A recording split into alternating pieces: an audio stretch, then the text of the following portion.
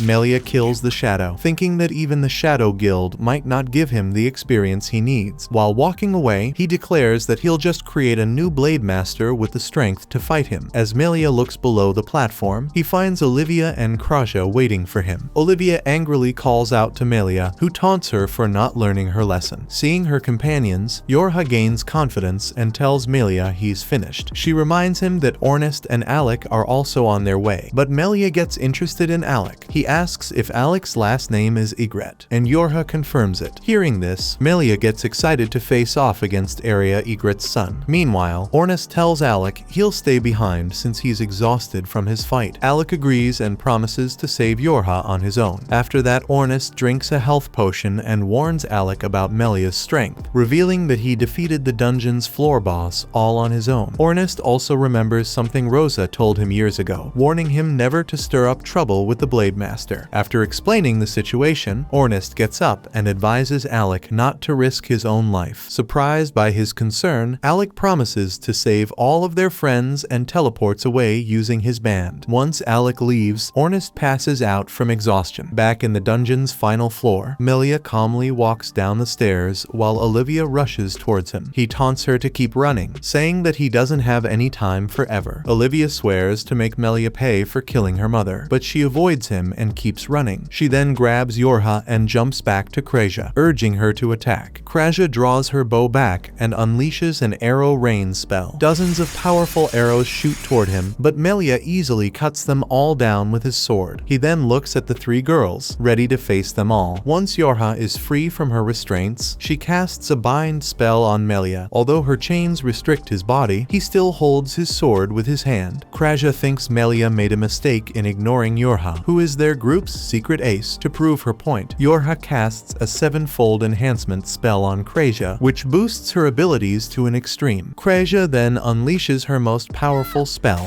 Phoenix Arrow, sending it hurtling straight toward him. Melia smiles and breaks free of all the chains. He then completely disperses Kraja's Phoenix Arrow with a single smooth move. Kraja feels stunned that he was able to disperse her full power attack after all of Yora's enhancements. Meanwhile, Olivia takes the chance to sneak behind Melia, knowing that he let her rescue Yora on purpose, thinking that Melia only toyed with them to see their full power. Olivia tries to attack him with her sword. However, he parries her attack behind his back with just a single arm. Melia turns back to glare at Olivia, wondering why she hasn't given up on trying to kill him alone. Olivia tells him that she won't let anyone else have his head, saying that she'll exact her revenge for all the pain he gave her. Then, as she charges to attack again, Melia notices that Olivia's body has healed from his strike. He praises Kraja for healing her body and says that Olivia has gained some talented friends. Melia then cockily smirks and tells the girls their full power attacks were only impressive for a bunch of kindergartners. While Olivia is stunned, he tells her that he's disappointed she teamed up with such weaklings. Melia believes Olivia hasn't learned a single thing from him, so he decides he'll have to teach her a lesson by taking her life. Hearing his cold words, Olivia remembers a moment from the past when Melia found her crying. She told him that some bullies mocked her mother, saying that she was a weak adventurer who died a pathetic death. Olivia also said that the bullies taunted her for being a weak, adopted kid and refused to play with her. As the young girl felt all alone, Melia comforted her by saying that loneliness makes a person stronger. He reassured Olivia that she'd become much stronger than anyone who bullied her, perhaps even becoming stronger than himself. Listening to Melia's words, Olivia wiped her tears and told him that she wanted to become strong just like him and her mother. After that day, she continued to train with Melia until she learnt the reality that he was the demon behind all her pain. In the present, Olivia fearlessly charges towards Melia and attacks again, refusing to get intimidated. He parries her blow, so Olivia steps back. She spits out at his pathetic lesson, saying that he has no right to teach her anything. While Melia remains silent, silent, Olivia attacks him again and again, saying that he has no idea how much pain she has gone through. She tells him that she kept training with her sword just to become strong enough to defeat him, but Melia smirks as he blocks her attack. Then, he sends her flying back into a wall. Kraja steps up to help Olivia, but Yora stops her, reminding her that they can't fight the Blade Master at close range. Kraja agrees and shoots an arrow at Melia, but he effortlessly catches it with his bare hand before breaking it. He then turns around and tells Kraja that her attack is much weaker than her previous Phoenix arrow. He tells Olivia that this is the limit of people who live in teams and says he'll prove his point. Although Olivia tries to stop him, Melia ignores her and starts walking towards the two girls. As he tells Olivia he'll show her true despair again, she desperately screams at him to stop. However, Melia coldly ignores her and takes a sword stance. Terrified, Olivia yells for Kraja to get away, but in that moment, Melia releases a devastating sword strike. The attack rips through the dungeon and creates a wind that carries the surrounding river's water into the air. As the water rains down on Melia, Kraja watches, stunned that Olivia blocked his attack. In the moment, Melia slashed at her with his sword. She immediately stood in front of the attack to shield her friends. Unfortunately, the attack cut through her chest, and Olivia collapses from the wound. Kraja catches her and promises to heal her wound. Relieved to see her safe, Olivia admits that she's weak. While Kraja heals her, she declares that if being lonely is what it takes to become strong, then she'd rather remain weak forever and stay by the side of her dear friends. Melia remains silent as he listens to Olivia's defiant words. At that moment, Alec descends from above and launches a sword strike against him. Melia parries the attack and asks if he's Alec Ygritte. Alec refuses to indulge him and moves back toward his friends. Worried for him, Yora glances his way, and he reassures her that he's alright. Alec then tells the two girls to take care of Olivia and runs to fight Melia once more. He unleashes blow after powerful blow, wondering why Melia betrayed Olivia's trust. Alec wonders why Melia made her suffer so much, so Melia tells him that Olivia is too stubborn to go down after just one painful lesson. Angered by his cold attitude, Alec screams and attacks again. This time, Melia avoids the attack entirely and asks Alec why he's fighting with a sword despite being a magician. He turns around and tells Alec to use his full power, saying he'll pay for trying to match his sword skills. Alec turns around and finally uses his strongest offensive spell, Vajra, which summons a giant lightning dragon to his side. Alec drives the Vajra monster towards Melia, who blocks it with his sword. After a tremendous effort, Melia actually pushes back the dragon with his physical power. He then cleaves through the spell, surprising Alec. Meanwhile, Melia looks at the blood on his hand, pleased that Alec's attack actually cut his skin. However, he tells Alec that he utterly failed to bring him down with that magic, pointing out that his attack lacked any real intent to kill. Alec warns him to stop fooling around, saying that he'll show him the true power of his magic next. As Melia smirks, Yora wonders if Alec is going to use his secret weapon. Alec recalls Ornest's warning not to risk his own life, but he thinks he'll go against his friend's wishes. He then closes his eyes and starts releasing all the mana in his body. While Melia waits for Alec to show his true power, Yora thinks they should stop him from using this dangerous move. Kraja points out that Alec has almost emptied his body, so there's nothing they can do now. Then, Alec asks Melia if he knows what a magician's original magic is. Since Alec knows he can't defeat him even at full strength, he's willing to use his secret technique to protect Yora at all costs. The aura of all 5 elements starts flowing towards Alec's body as he promises to use his full power. Finally, Alec breaks through his limits, which surprises even Melia. Although Melia knows the concept behind Alec's technique, he never thought anyone would be able to pull off such a risky move. He knows that magicians can't replenish their mana from external sources since it interferes with the mana inside their own body. However, if a person takes the risk of emptying their own body's mana into the surroundings, it turns their body into a limitless vessel that can absorb all of the mana around them. Yora watches the powerful aura surrounding Alec, pointing out that this technique is an original magic only he can use. She explains that because Alec has removed his limits, he is now free to use all 5 of the magic elements together. Soon, Alec creates 5 different magic circles and raises his wand, which absorbs even more mana to power his attack. He prepares to launch 5 Color Release, his strongest ever offensive spell that combines the power of all 5 elements. In this world, mana is like blood to a magician. If a magician absorbs mana from any source, source that isn't his own body, the external mana would infect him like poison. However, Alec proved that it was possible to absorb external mana by using his insanely risky technique. The first time he came across this technique was a few years ago, when he was researching how to defeat the five-headed Hydra. Back then, he found out that each of the Hydra's heads specialized in one element, so it could theoretically be defeated if all its heads were attacked simultaneously by the opposing element. However, this was way easier said than done, and Ornest started shouting at the sheer impossibility of the task. Yora tried thinking of a plan, knowing that Alec had the thunder and fire elements covered. Then, she thought about training with the wind, water, and earth elements to fill the gap left. Kreisha offered to train with wind magic since she had a talent for it. Yora could also use earth and water magic, but felt hesitant since she didn't know how to use offensive spells. That left Ornest, who totally refused to use any kind of magic. Soon, Kreisha started arguing with him, so Yora felt like it was her fault for being incompetent. Then, Alec finally spoke up, saying that earth, water, and wind mana should all be in the air around them. He wondered if he could somehow absorb this mana into his own body to use it, but Yora reminded him that external mana would have just poisoned him. Alec thought differently, suggesting that it wasn't the mana that was poisonous, but his own body's harmful reaction to it. Alec then left the room, wanting to try out his new hypothesis. As they all watched Alec begin his first attempts, the entire team put their faith in him, knowing he had the potential to do the unthinkable. In the present, Alec continues charging his attack, while Melia praises him for his reckless technique. Finally, Alec unleashes the 5-color release, and Melia rushes to take it on. First, he cuts through a giant meteorite, so Alec attacks with a raging tornado. Melia then slices the tornado apart, but it leaves a big gash on his chest. Still, Alec isn't done, so he attacks Melia with a barrage of razor-sharp wind blades. The master swordsman rushes to avoid the attacks, laughing at the incredible challenge he's facing. Soon, he gets caught inside another tornado and grips both his swords to slice his way out. After dispersing the tornado, Melia praises Alec for his strength. Then, he charges towards him, while Alec combines his fire and lightning magic to attack him. Melia meets the attacks, feeling excited that he can finally fight a worthy opponent at full power. After defending so many of Alec's attacks, one of Melia's blades breaks off. He tells Alec that he can only grow stronger against opponents who can kill him before announcing that he'll show him his true strength. While speaking, Melia addresses Alec as Eldas' disciple, which shocks him. Alec wonders if Melia really knows Eldas, so he tells him that he was acquainted with him. However, he warns Alec not to go searching for Eldas. Alec feels confused, so Melia tells him that Eldas had been keeping a secret from him. Then, he asks Alec what Eldas told him about his mother's death. Melia knows that the common news about her death is a natural illness, but he smirks cruelly since he knows the real truth. He asks Alec to think if a person as strong as his mother could really die from a mere illness, which leaves him completely speechless. Melia then stops speaking, so Alec asks him to tell him the truth. He refuses to speak further, saying that Alec will later find out the truth on his own. Then, Melia takes out the dungeon core and activates it, getting an incredible boost of power. With his sword empowered by the dungeon's vast mana, he challenges Alec to keep fighting, knowing that his limit break cannot last much longer. Elsewhere in the dungeon, Leviel feels impressed after learning about Alec's reckless antics. As Leviel finally learns that Alec can truly use all 5 elements, Marbell praises him for being a genius. However, Ornest points out that the limit break technique isn't flawless. Emptying the body and using it as a mana vessel puts incredible strain on it, so Alec cannot use the technique for longer than 10 minutes. However, he could push beyond those limits if he lost track and ended up causing permanent damage to himself. Knowing that Alec might actually go beyond his limits against Melia, Ornest gets up to help him. However, he stumbles and falls from his own injuries, so Leorg catches him. Then, Leviel tells Ornest to rest before noting that he defeated a title bearer from the Shadow Guild. Although S ranks cannot normally beat such powerful entities, Ornest proved his strength by defeating the freakish monster. After explaining this, Leviel calls over Cascader to finish Gloria off. The priest walks over to Gloria and opens his bottomless coffin, which sucks his entire being inside its cold world. Meanwhile, Leviel thinks that Alec will be completely stumped by Melia's incredible power. Marbell disagrees, pointing out that swordsmen cannot deal with the constant bombardment of a magician's spells in an open area. However, Leviel explains that Melia also has the dungeon core, which can greatly enhance his abilities beyond his normal limits. Back in the bottom floor, Melia launches a dangerous mana blast towards Alec. Alec barely manages to block it, but he's unable to deflect the attack. Luckily, Yora enhances his power, which allows him to send the spell back. Then, Alec tries to put some distance between himself and Melia, but the overbearing swordsman gives him no chance to breathe. Even though Yora keeps creating magic walls to shield Alec, Melia's attacks rip through them all and put constant pressure on him. Then, one of the mana blasts reaches Alec, who barely manages to block it with his body. After dispersing the attack, Alec feels utterly exhausted. Meanwhile, Olivia notes that Mana Blast is Melia's only spell, which he uses to condense all his mana into one powerful strike. Kraja tells her to get some rest, but Olivia tells her she might have a strategy to beat this simple but powerful attack. Nearby, Alec notes that it's already been 5 minutes since he used Limit Break, so he needs to be more careful with his strategy. Then, Yora warns him that Melia's attack is coming, so he blocks another Mana Blast. As he continues getting forced back, Alec wonders how to weaken Melia's dungeon core. Suddenly, Yora binds Melia with her chains, but Melia easily breaks out of them. She keeps going, ready to use her chains again and again to create a chance for Alec until her mana runs out. Her distraction gives Alec the time to cast another 5-color release, but Melia slashes through all of his attacks. Alec then creates a raging fire tornado called Helios, which forces Melia to remain cautious. Using the fire's cover, Alec uses a thunderbolt against Melia, but he counters the attack with another mana blast. As Alec starts feeling overwhelmed, Kraja tells him to use the same move they did back in the monster house. He recalls the magic canceling formation there. Before drawing out his sword, Melia feels disappointed that Alec isn't using his strongest skill anymore and uses a mana blast to attack. Suddenly, a magic canceling opens up on the ground and disperses Melia's blast before it can hit Alec. Kraja tells Melia that he can't use magic anymore before Alec rushes to fight him with his sword. As the two of them clash, Alec ends up the one getting injured. Melia says he's disappointed since there's no way Alec can defeat him with his weak swordsmanship. However, Alec drinks a healing potion and confidently tells him he's not throwing in the towel. He raises his sword again, saying that he'll fight to the bitter end along with his friends. Melia smirks and eggs him on, so both of them engage in a fierce duel. After clashing fiercely, Alec is still forced back, and Melia notes that his limit break is going to wear off soon. Panting with exhaustion, Alec remembers Olivia's advice on swordsmanship from the dungeon. He decides to let his body flow as instructed and attacks Melia again. This time, Alec manages to get a cut on Melia's face, who licks off his own blood. Then, Melia takes back what he previously said, saying he didn't expect Alec to give him a real challenge with his swordsmanship. Eager to see more surprises from Alec, Melia leaps to fight him again. Suddenly, Olivia appears out of nowhere and leaves a big gash on Melia's chest. After stepping back, Melia smirks in amusement at Olivia's sneaky attack. She ignores his smirk and asks why he went through all the effort of adopting and raising her, only to make her hate him in the end. Even though it seems like Melia just wanted to make Olivia hate him so he could fight her and get stronger, Olivia thinks something is wrong with his motives. She points out that Melia is much weaker now, nowhere near the level of strength he had when he first met her. She yells at Melia, demanding to know the real truth behind his betrayal and strange weakness. Melia tells her not to get cocky after just leaving a small scratch on his body. He tells her that the only way she can find out the real truth is by defeating him. Olivia gets serious and rushes to fight him, but one of her old wounds opens up from all the effort. Kraja gets worried for her, but Olivia tells her this is nothing for her body. Then, she strikes her blade against Melia's, exchanging blow for blow before getting forced back by his strength. As Olivia feels overwhelmed, Alec grabs her sword to support her. He asks Melia if he knows Eldas, hoping that he could deliver a message for him. Melia wonders what message he wants him to deliver, so Alec tells him to inform Eldas that he can defeat the Blade Master himself. This brings an excited spark to Melia's eyes, and Alec charges forward to finish their fight in the last 10 seconds of his limit break. As he fights together with Olivia, he fights off both of them. In the end, Alec's limit break runs out before he can defeat Melia. Alec loses all his strength, so Melia raises his sword to finish him off. Suddenly, Kraja breaks her magic canceling foundation, which stuns even the Blade Master. Alec perks up, recalling Olivia's plan to break the magic canceling formation at a moment when even Melia Melia won't expect it, giving him the chance to attack with his magic. At close range, he quickly casts a powerful thunderbolt spell, so Melia tries to stop it with his sword. However, Yora protects Alec with a shield, while Olivia stops Melia's sword. Alec finally hits Melia with a spell, causing him to scream in pain. However, Melia still survives the attack, much to Alec's shock. As Melia brings down his sword for the final blow, suddenly, Kreisha's arrow hits him square in the torso. Shocked, Melia stumbles back into a rock and admits his defeat. After seeing all those magic techniques and protection for Alec, he never expected that in the end, it would be Kreisha to strike the finishing blow on him. Holding the arrow in place, Kreisha warns Melia that she'll kill him if he tries anything funny. He nods, but takes out the dungeon core to give to her. Kreisha feels confused by this, so Yora explains that the dungeon core is supposed to lead to Eden. Apparently, by collecting the core, a person can reach a place where they can get any wish granted. Yora also reveals that she's one of the people who can see Eden. Melia also explains that every dungeon core carries the will of its dungeon, but only a small group known as the Seekers can hear those voices, which guide them toward Eden. As Yora questions how she herself became a Seeker, Melia finally reveals that an adventurer must gather every core that contains a will in order to reach Eden. Angered, Olivia wonders if Melia has put her through so much pain just to get his own selfish wish granted. Melia nods without an explanation, but Alec tells him that Olivia deserves to hear the full truth after all the suffering he has inflicted on her. Finally, Melia asks everyone if they know about Dungeon's disease. Kreisha knows that it's a disease where a person turns into a monster after getting infected by a dungeon spirit. However, she points out that even if the disease is incurable, its symptoms can be heavily controlled with proper treatment. Then, Melia tells her that he faced a similar situation when he was a new adventurer. Back then, he used to fight in a party with Olivia's mom, who was a fellow swordsman. Although she had an energetic personality, Melia easily got along with her because they synergized with each other. Unfortunately, Olivia's mom caught the dungeon's disease, which slowly turned her body into a monster. One day, the disease became too painful for her to handle, so she asked Melia to grant her last wish. As a swordsman, Melia knew that she wanted to die in the dungeon where she belonged, and so he unsheathed his sword and walked towards her before ending her misery. Afterward, Melia started regretting his actions since he thought he had handled the situation badly because of his inexperience. Feeling guilty, he adopted Olivia and taught her all he knew. As the days passed, Olivia started copying Melia to look and act just like him. One day, she asked Melia why he never cut his hair, so he told her that he was keeping a past memory alive with it. Olivia felt surprised since she thought Melia was growing it out for some aesthetic or practical purpose. She quietly told him that she was trying to copy everything he did because she saw him as her father. The little girl got embarrassed by this heartfelt declaration and ran out of the room, leaving Melia completely shaken. Ever since then, Melia struggled with his guilt, wondering why Olivia kept trying to be like him, even though he was the person who took her mother away. Although he tried to keep raising Olivia, Melia had started wondering if her mother's last wish wasn't to be killed. Instead, he thought that perhaps the sick woman had only wanted to return to her daughter. Plagued with guilt, Melia found out about Eden, which was supposed to grant any wish. In order to get another chance to meet Olivia's mother, he decided to abandon everything he had to go after the fabled Eden. Alec asks if Melia's true wish is to just revive Olivia's mother, and he confirms it. Melia reveals that he only got the strength to pursue his desire after abandoning Olivia and becoming free. In the end, Melia thinks he deserves his fate of getting chased down and killed by Olivia. He tells the girl to avenge her mother and get back her true self, but Olivia hesitates since she now knows the depths of Melia's own suffering. Meanwhile, Georg and Marbel arrive at the scene, and Marbel suddenly hugs Olivia from behind. While Olivia struggles with her wounds, Marbel cries tears of joy since she didn't think her friend would survive the dangers she has gone through. Olivia then breaks free from the hug and faces Melia. She announces that she has no interest in killing a tortured soul like him, saying that her goal was already accomplished after capturing Gloria. She tells Melia to come as a prisoner and face his judgment, but he lashes out in anger. Melia thinks that Olivia is making a huge mistake by keeping him alive without avenging her mom. However, Olivia tells him that even if she can't erase the scars from her past, she has learned to live with them. Hearing this, Melia feels completely stunned and remembers a memory with her. One day, he told the young Olivia that she had grown so strong from her loneliness that she could never never lose to those who bullied her. Back then, Melia had suggested that she would grow even stronger than him because of her special strength. In the present, he thinks that she has finally reached that point and surpassed him in willpower. As Melia admits his praise for her, Olivia starts crying and turns away from him, recalling all the good memories with him. She gets ready to say goodbye to the man she once considered her father. Soon, Leviel meets up with them, angry at Melia for causing so much trouble. Melia wonders why the guild master is out in the open, so Leviel tells him he was forced to take action since the Shadow Guild was acting rampantly. He then tells Melia to stop forcing Olivia to take the same painful path as him. Melia remains silent and tells him to just end things. Leviel scoffs and calls over Cascader, who asks Melia if he wants to pray before going. Melia turns him down, but praises Alec for living up to Eldas's name. Then, he shakes his head, thinking that Alec's strength comes from his mother, Aria Ygritte, wondering how Alec will feel after learning the truth about his mother's death. Melia finally tells Cascader to take him away. Cascader opens the black casket, which releases wispy spirits that surround Melia and trap him inside the coffin's dimension. Ornest wonders whether Alec knows Melia, but Alec denies it. Then, Leviel turns around and tells the kids that he's heading back home first. While leaving, he tells Olivia that she'll need to write a letter of apology for all the stunts she pulled during the day. After he leaves, Marbell teases Olivia for being doomed, but she actually collapses from exhaustion. Terrified, Marbell begs Krasia to save her. Soon, Krasia starts healing Olivia while taunting her for making her work so much. Knowing how reckless she has been, Olivia apologizes to her. Krasia wonders how she's reckless enough to get heavily injured 3 times on the same day, so Olivia tells her it's her fault. Shocked, Krasia asks what she means. Olivia uses Alec as an example, saying that he fought so hard against Melia because he knew Krasia would heal him. Olivia admits that she also fought hard because she feels at ease with Krasia on her side. Even Krasia gets embarrassed after hearing her heartfelt words, so she starts choking Olivia as a punishment for abusing her powers. Watching the two of them get along so much, Leorg wonders how the girls got so close. Olivia asks him why he isn't angry at her for going without the team, so Leorg says that he admires people like her. He explains that Nameless has never had a united goal, so their teammates are always free to do whatever they want. However, he felt enraged after seeing Olivia beaten up by Melia's hands. Even though Leorg wanted to avenge Olivia, he wasn't strong enough to fight Melia, so he asked Alec for help instead. Alec tells him that he doesn't mind helping out, but he still wants Leorg to pay for the $1 billion worth of ice cream he hates on his credit card. Then, Marbell comes along and begs Alec to show her his limit break technique, but Yorha stops her since it's too dangerous. As things go back to normal, everyone wonders how to divide the dungeon's core. Ornest thinks they deserve the core since they defeated Melia, but Yorha suggests giving it to Leorg instead. Ornest wonders why, so Yorha reminds him that Nameless has been trying their best to clear the labyrinth for years. In the end, it was Melia who defeated the dungeon's boss anyway, so she doesn't think they deserve credit for it. Leorg agrees and takes the core from her, but points out that Lasting Period deserves it more since they defeated Melia himself. Thinking that they need the core to grow stronger, he throws it to Yorha. As she catches the core, it starts glowing. Suddenly, Yorha passes out and sees a vision of a golden tree. A strange spirit appears in front of the tree and plucks a fruit before asking Yorha if she wants it for herself. Then, the spirit tells her to gather more cores and return to it if she wants to get the gift of Eden's golden fruit. After the vision ends, Yorha wakes up in a bed. She then notices Alec is still asleep next to her. Knowing how much he taxed his own body, she watches him closely with visible concern. Then, Yorha suddenly gets a burst of courage and decides to sneak a kiss on him. Suddenly, Ornest comes in to check on her, so she quickly stops her freaky activities. While Yorha starts panicking, Ornest tells her that they had to carry her and Alec all the way back home. Krasia nods, so Yorha realizes that she has seen everything. This makes Yorha scream in embarrassment, which wakes up Alec. Afterward, Yorha tells everyone about the dream she had. Ornest feels surprised that Melia's words were true, while Krasia wonders if the dungeon core knocked Yorha out to show her the dream. Since Yorha doesn't know, she asks her to show her the core. Krasia takes it out and places it in her hands, but this time, it doesn't do anything. Yorha explains that back then, the core shone with a bright light before showing her the dream. Alec says that the Shadow Guild will continue its search for dungeon cores and the Seeker. Although Alec feels worried for Yorha's safety, she tells him that she wants to continue gathering cores. Now that she knows about her special abilities. She wants to learn more about herself and learn the truth behind Seekers. Impressed with her determination, Ornest gets up and announces his support for her. Krasia also agrees, so Yora wonders what they should do once they get their wish. Suddenly, Alec raises his hand and interrupts their conversation. He reveals that he can't use magic anymore. Afterward, he goes out to train with Olivia, where he explains that it's a backlash caused by using Limit Break. Yora notes that the backlash should only be temporary, but Olivia asks Alec where Ornest went. He doesn't answer her and instead says that he's training with her in order to gain experience. Olivia wonders if Alec is trying to prepare for the Shadow Guild, and he nods. He points out that the guild might attack them at any time to catch them off guard, which is why he needs to be ready. This reminds Olivia of something, so she asks Yora if she has any family. Yora falls silent and says that she might have a brother or sister. Olivia wonders why she's so sure, so Yora tells her that her family background is quite complicated. Then, Olivia tells her that she learnt about a man called Gurren Eisens, who shares Yorha's last name, working in the Shadow Guild. Yora thanks her for this information, but Olivia says that she's just repaying her debt for all their help. Alec reassures her that he'll get stronger to face any new dangers from the Shadow Guild. He then firmly announces that he'll become the strongest adventurer in the world, just to protect her life. Afterward, Alec and the party head into the guild to find a new training spot. There, the receptionist tells them about the capital of the southern nation called Red Robe, where a prestigious martial arts tournament will be held soon. She also reveals that the prize of winning the tournament is the dungeon's core, so Alec's party can gain all the experience they need while also moving towards their goal. After a few days of traveling, Lasting Period finally arrives at Red Rogue, where all four of them split up to fight as individual contenders in the tournament. Planning to show off their skills, the party gets ready to continue their journey and make their mark on the world. This was the end. Subscribe to not miss more recaps and watch the next video on screen.